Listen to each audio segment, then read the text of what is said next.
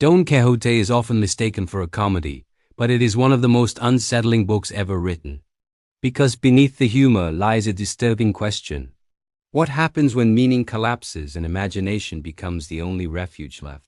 The novel was written by Miguel de Cervantes and first published in two parts in 1605 and 1615, during Spain's decline from imperial dominance.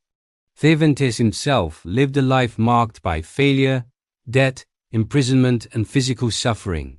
He lost the use of his left hand in battle, struggled financially for decades, and watched Spain's ideals decay into bureaucracy and hollow tradition. Don Quixote emerged from this historical and personal disillusionment.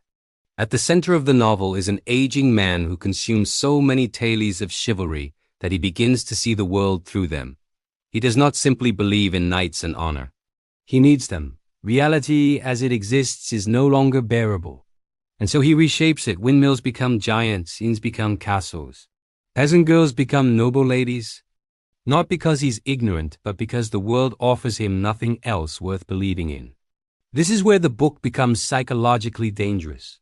Don Quixote is not delusional in a clinical sense. He is coherent, articulate, and morally consistent. His madness is structured. It has rules. It gives him purpose. Cervantes shows how easily meaning can be manufactured when reality feels empty, humiliating, or hostile. The true conflict of the novel is not between fantasy and reality. It is between dignity and survival. Don Quixote chooses illusion because it allows him to act with courage in a world that no longer rewards it.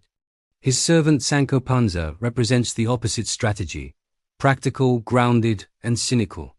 Yet, over time, even Sancho begins to absorb Quixote's worldview, revealing how contagious constructed meaning can be. Cervantes repeatedly places Don Quixote in situations where the reader must decide who is truly rational. The man who invents purpose and lives by it, or the society that mocks him while offering nothing in return. The cruelty of the world around Quixote is often more disturbing than his illusions. He is beaten, humiliated, and ridiculed not for being immoral, but for refusing to accept a meaningless order.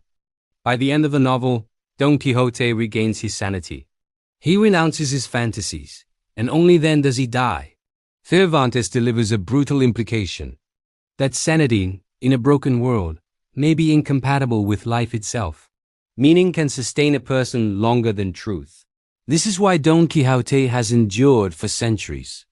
It is not about foolish dreams. It is about the human need to construct identity when reality strips it away. And it asks a question that remains deeply uncomfortable. Are we living truthfully? Or are we surviving through carefully chosen illusions?